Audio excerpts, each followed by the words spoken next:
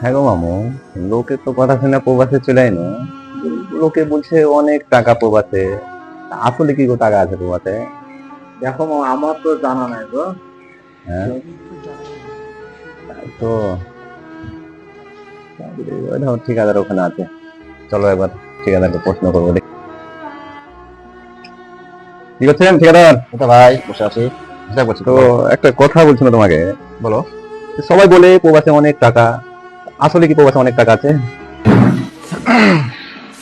শোনো ভাই, বলো। বিদেশের ভাই টাকা আছে ঠিকই, হুম। কিন্তু শান্তি আর শান্তির মানুষগুলো তো দেশেই আছে। কথা তো ঠিকই। মোবাইলের ভাই কথা হয়, দেখাও হয়, হুম। এই বুকের ব্যথার অনুভবগুলো শুধু বুকেই রয়ে যায়। এই কষ্ট কেউ বুঝে না যে ভাই। না ভাই, এগুলো বুঝবে না।